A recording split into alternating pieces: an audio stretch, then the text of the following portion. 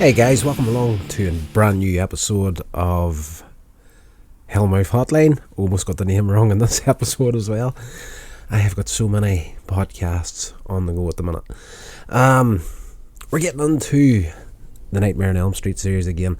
Absolutely loving it. It's been a long time since I actually sat down and watched these movies back to back, and I'm really enjoying them this time, I have to say. So we're going to get into this one, which is A Nightmare on Elm Street Part 4, The Dream Master.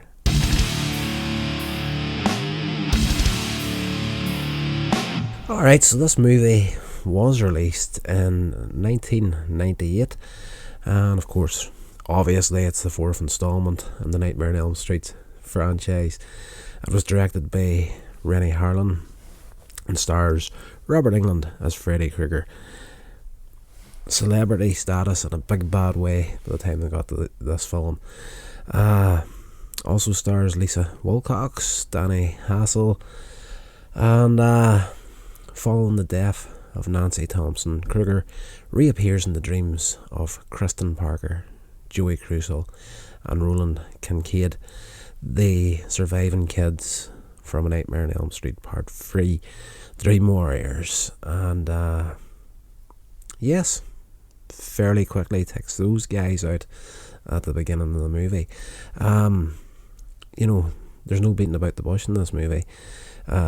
Year after the events of the previous film, all the kids, they've been released from the Weston Hills hospital. They're back to their lives, normal teenagers with their families. Kristen believes Freddy Krueger will come back, and when she dreams that she is in Freddy's old boiler room, she uses her powers once again, summons Joey and Kincaid into the dreams. Kincaid and Joey, they're not happy. She's reverted back to her old ways. They're trying to get on with their lives as normal teenagers once again. They don't want to go back to the hospital. To keep her calm, they take her to the boiler, show her, this is in the dream, of course, take her to the boiler, and they show her that it's ice cold. Like, Freddy's gone, he's not coming back, he was buried in the last movie, and consecrated grave and everything, holy water, the whole works. There's no way he can come back. Kristen also managed to summon Kincaid's dog into the dream. The dog jumps out of the boiler, bites Kristen, and they all wake up in the rooms at the same time, and she has the bite mark on her arm from inside the dream.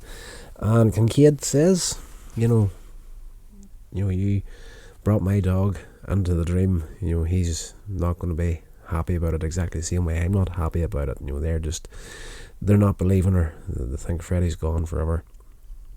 The next day, Kristen meets up with her boyfriend. He's a martial arts enthusiast, Rick Johnson, played by Andreas Jones, I want to say. A-N-D-R-A-S, Andreas. Let's just go with that. Andreas Jones. And their friends. Rick's shy and quiet sister Alice, Lisa Wilcox, who will be the main character in this movie. Sheila, an asthmatic genius, and Debbie, a tough girl who doesn't like bugs, and that plays into her death scene later in the movie, which is incredibly well done. Kincaid and Joey, of course, they confront Kristen at school about the dream. They tell her to let it go, that their days of fighting and dreams are over, and if she keeps going at it, she might accidentally bring Krueger back herself. That night, Kristen stays awake to keep herself from dreaming. But Kincaid, in his own room, in his own house, he falls asleep, and he awakens in the junkyard, actually in the boot of one of the cars, where we found the remains of Freddy's skeleton in the last movie. Freddy has been accidentally resurrected. Kincaid puts up a good fight against Freddy. Of course, his dream power was the hard man, but Freddy gets the best, overpowers him. Kincaid screams for Kristen, but Freddy reaches him, kills him. For the first time, really killing people properly with the glove in the movies. The glove gets it's not that he hasn't used the glove before, but just thinking back over the horror movies, the first death in the first movie was the girl was killed in her dreams. We seen it in the real world, so we seen the slash coming down the chest and the stomach, just opening up, but you didn't actually see the glove going into her. And I could be completely wrong about that. Just blasting out words right here and right now.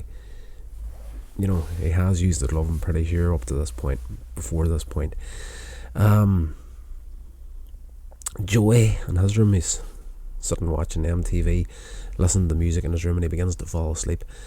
But as he is about to fall asleep, there's this model on one of his posters, and he's on a waterbed.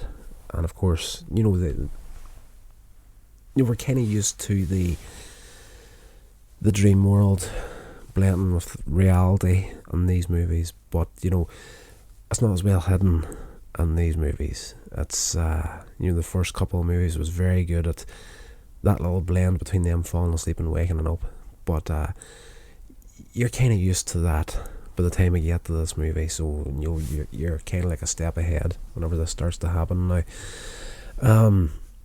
The bed that he's on, the water bed, starts to move, and he pulls the covers back, and the swimsuit model that was on his poster is naked, swimming in the water inside the bed. And next thing, Freddy jumps out of the water bed and pulls Joey in to drown him. Joey screams again, just the same way Kincaid did for Kristen to help him, but Freddy stabs, kills him. This is all very swiftly at the beginning of the movie. The kids that survived the previous movie don't really last that long in this movie, bar Kristen. She lasts the longest out of them. School the next day, Kristen panics when she notices that Joey and Kincaid are missing, and she accidentally knocks herself out. And as Rick, her boyfriend's trying to calm her down, she pulls away from him, falls back onto the wall, knocks herself out. She wakes up in the medical bay of the school, and Kristen feels guilty about staying awake when she learns that Kincaid and Joey were found dead. There's a little sequence there while she's unconscious where the nurse, and it's Freddy in a dress with lipstick, makeup on, the whole works, pretending to be the nurse, and then reveals it's him. And as he goes to get her, she wakes up in the real bed in the real medical room in the school. So at this point, Kristen, she's blaming herself in a major way about Kincaid and Joey. She later tells Rick Alice's crush Dan Jordan, played by Dan Hassel, about Freddy, and she vows to avenge Kincaid and Joey. Kristen realises that her mother has put sleeping pills in her dinner, and her mother is still not believing her about the whole Freddy thing, and you need to get some sleep, so she actually drugs her own daughter during dinner with sleeping pills. She falls asleep, but as she tries to run out of the dining room, she starts to dream, and Freddy overcomes her, attempts to repel him, and forces her back into his home. My notes aren't that clear right here because I was jotting down a whole load of stuff as I was watching the movie. I really need to take a little bit more time and put these down a little bit better. My England isn't so good. Yes, in the dream, Freddy's after her again. The nightmare world, I have to say, and Dream Warriors and this one, Dream Master, is fantastic. The movie looks stunning. For what sort of budget did we have in this here? Have I even got the figures? Dream Master, released 88.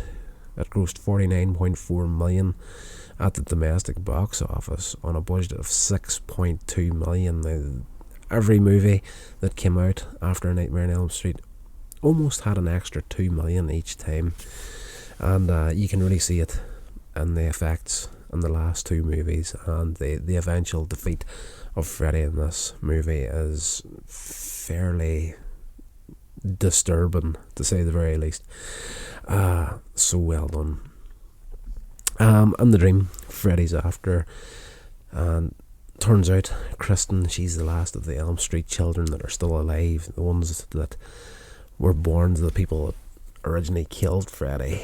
And Freddy goads Kristen, and who, he wants to use her to summon more of her friends into the dreams. She's the last victim that he has, and once she's gone, there's no more kids really for him to go after, so he needs a connection to a new bunch of kids, and he manages to do that through Kristen. She accidentally, she tries not to do it, but she calls Alice under her dream, and Freddy knows, okay, this is a fresh batch of kids that I've got right now, there's no more need for Kristen. The boiler in his boiler room, the fire comes up on it, and he grabs hold of Kristen and throws her into the boiler. But before she dies, Kristen gives Alice her dream power, so there's a blast of energy comes from Alice as she's dying, Kristen as she's dying, and it goes into Alice. It's the power that she had to pull other people in their dreams. Alice wakes up with a sense that something's wrong. She gets hold of Rick. They go to Kristen's house. When they get there, they see that Kristen's bedroom is on fire, and they get up in there, they take a look in, and she's on the bed. The whole bed's in flames. So this movie does a great job of, more so than some of the rest of the movies, of blending. However the kids dive in the dream, you get to see the real world consequence to the dream death in the real world. Of course, that's the whole point. If you die in the dream, you die in the real world. So she gets thrown into the boiler in the dream, and in the real world, the bedroom had caught fire, and you see her arm hanging off the side of the bed. It's fairly,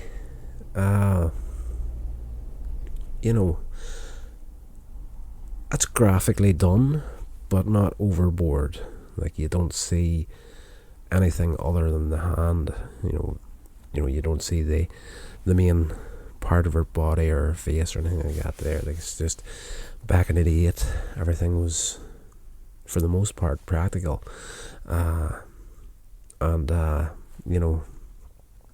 It just gave a little bit more realism to those effects. And it's brutal enough for its time. Later, Alice falls asleep during class, and she inadvertently brings her friend Sheila into the dream. Freddy pops up, of course, again, taking the place of the teacher at the front of the classroom. Sheila has bad asthma, and Freddy grabs a hold of her in the dream, and then, do you want a kiss, sort of a deal. And he grabs hold of her, lips to lips, and pretty much sucks her insides out, and just the body kind of squeezes in itself, and he drops it back down on the desk in the room. Bearing in mind, this dream here, Alice and Sheila are the only two people in the class. All the other students are there during the dream. Everything that Freddy's doing, all these other kids are sitting as if they're listening to the teacher at the front of the room. And yes, it's unreal. It's crazy, this sequence in the movie. And in the real world, of course, Sheila is having a mad, crazy asthma attack, and eventually Alice wakes up. The whole classroom becomes aware of what's going on to Sheila, but it's too late for her. And she had made this little device that was like a sonic sound machine, if memory serves properly. Like, they set this up for something that was going to play big into the end of the movie, and it kind of does. But it's not so much that it left a permanent memory in my head because I literally only remembered about it now as we're talking about the movie. But anyway, she dies, and as Alice is trying to help her, she gets knocked over by something that's completely invisible. Nobody else sees it. She doesn't see it. She gets knocked down out of the way, and she finds this little device that Sheila had created. I'm pretty sure I probably made a note of it somewhere at the end of this. I kind of need to have a better night's sleep before I start making notes. This just does not make much sense whatsoever here. So please forgive me, but hopefully this podcast is going to give you that little nudge to go and check it out yourself. Sheila's gone.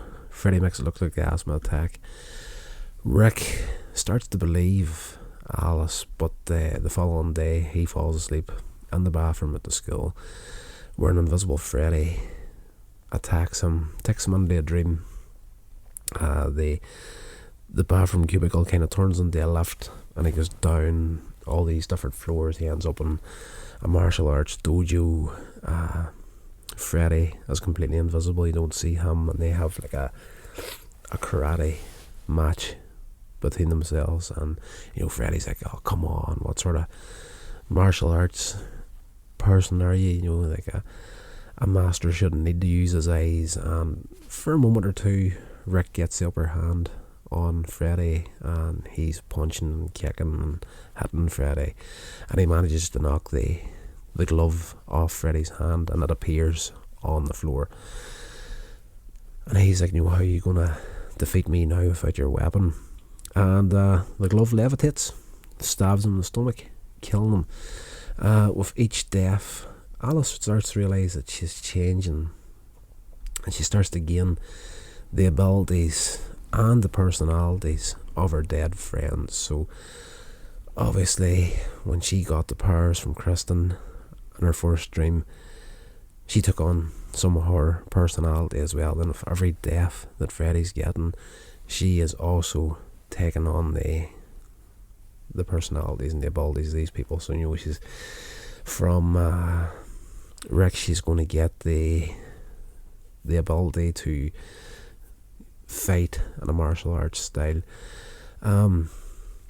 She makes plans with Debbie and Dan to fight and kill Freddy together, but when her father keeps her in, she falls asleep, and through Alice, Freddy stalks Debbie. He's kind of using Alice's power to his own advantage, and he's getting into a dream that Alice is having, but he's kind of using that as a connection to get to Debbie. And it's fairly gruesome the way he takes her out. She's into like bodybuilding, and she's in the garage outside her house, and she's on the weights bench, and she's doing, she's got the barbell, she's up and down with it, and Freddy appears, and he starts pressing the bar down on top of her, and she's trying to fight to push it back up again, and Freddy actually breaks both her arms at her elbows, and as she gets up to run from him, her two arms fall off, and these two insect-like arms start to come out of her, and she eventually turns into about 50 to 60% of her body at the end of this nightmare is an actual cockroach. And she's stuck in this room that's like a little box, and there's all this glue in the floor. Obviously it's a giant roach motel, and through the hole behind her you can see the outside world, and everything's moving about, and this huge eye of Freddy Krueger comes up, and he's like, at this point in the movie series, he's blasting the one-liners out steady, and he's kind of like, you check in, but you never check out, and he crushes the box, and you see all this goo coming out of it. So that's her killed. Using Debbie's temper, Alice tries to ram Freddy the whole time she's in this nightmare. Alice and Dan are trying to get to Debbie's house to save her, But unknown to the two of them, they're actually inside a nightmare as well, and Freddy is looping them in a time loop to keep him from getting to her house. So they'll start off, she's running to Dan, they get into his van to get to Debbie's house.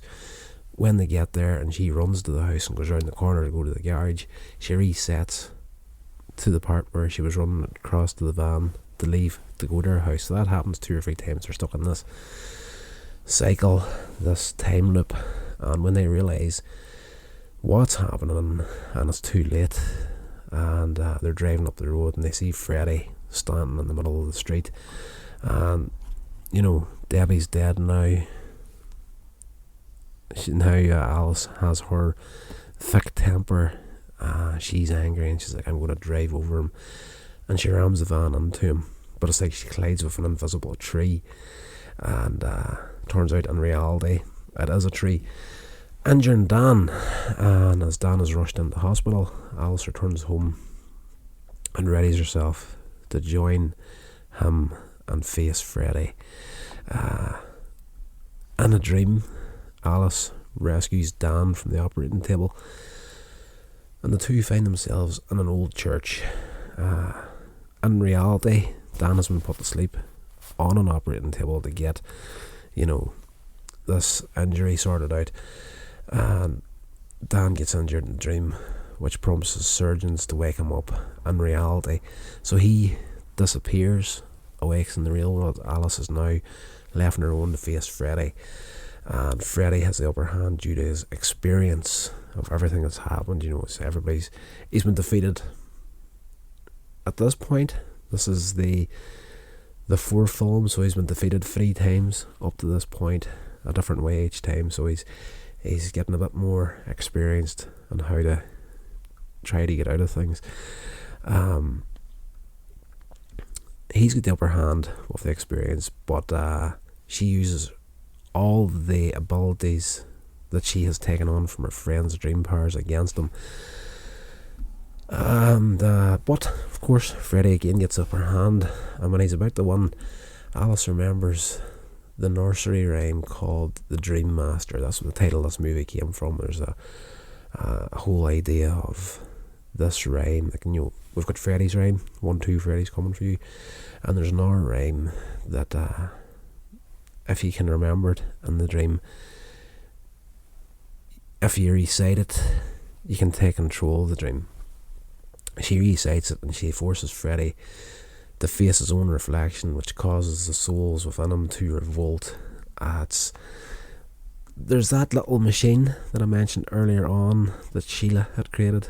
She uses that during the fight. It's like a sonic sort of a thing, uses sound waves, and she pulls like a power cable out of a wall and beefs that up and kind of pushes Freddy back with it. But it's not a big enough plot point to even remember. And of course, I'm talking about a movie here in a review, and this is the 2nd time I've brought it up, but it's also the 2nd time that I've surprised myself that I've actually remembered about it. But that doesn't even play on it at the end of it. Like Freddy at one point pulls the jumper back, you see all these little faces on his chest and stomach of the souls that he has taken, and the rhyme says, Freddy, you see your own reflection, it'll kill you, sort of a deal. And all these souls that are inside him, they for once get the upper hand on Freddy, and they start to pull themselves out of his body. And it's fairly graphic in the way that it's done. These arms, these little small arms, start to come out a different part of Freddy's body, and they grab hold of things behind him and pull him tight to the wall, and they eventually start ripping his body to shreds. And this little hand was open that rips his jaw off his head, and as the head falls back, all the energy of these souls start to get out. You see all the happy smiley faces of all these children's souls that have escaped the hell that Freddy had them in, and they fly out the window, and Freddy falls to the floor dead. They're all gone. Freddy's nothing more but a hollow, lifeless husk on the floor at the end of this sequence. And then we, cut to like months later. Dan has recovered, and him and Alice, they're on a date, and they're at a wishing well. Dan tosses a coin into the fountain, and for a moment Alice sees Freddy's reflection in the water, but it's been a horror movie. She ignores it. After everything that she's been through, she sees the reflection of Freddy Krueger in the water. What does she do? Let's just continue on with life. Dan asks her what she wished for, and last line of the movie, she doesn't tell him. She's like, if I tell you, that's never going to come true. And they walk off into the sunset, and they live happily ever after. Probably not, because we do indeed get a Nightmare on Elm Street 5, and I can't recall if these two come back for that one.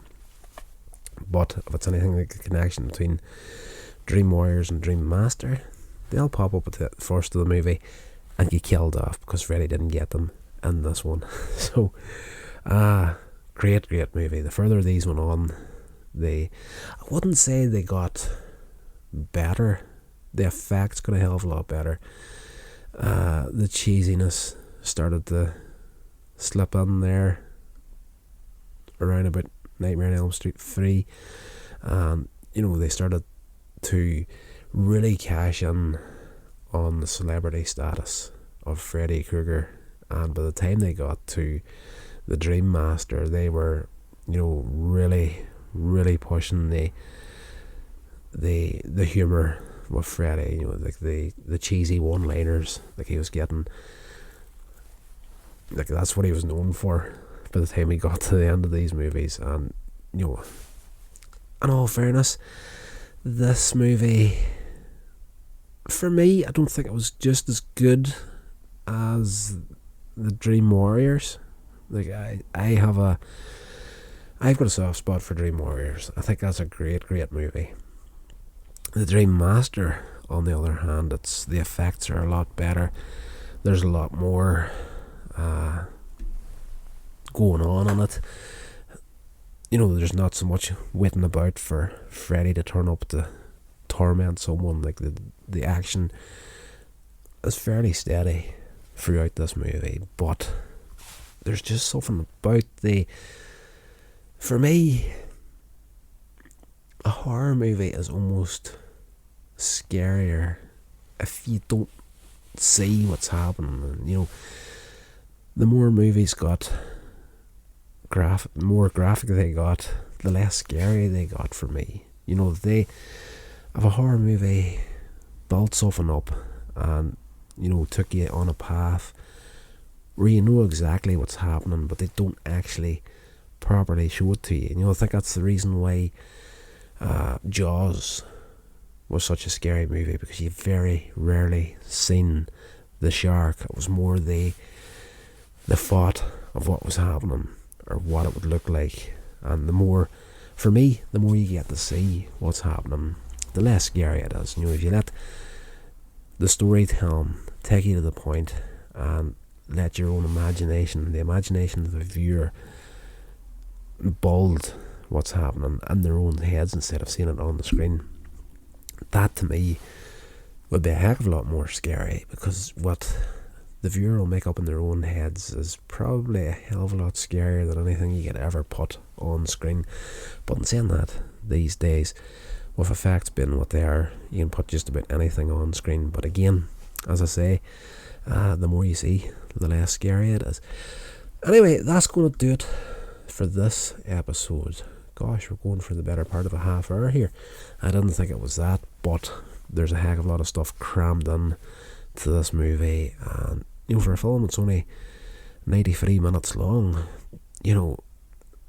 what you're getting in those 93 minutes is it's overload for the eyes at times. Great movie, but hard to say where it's at in my favourite movies in this franchise.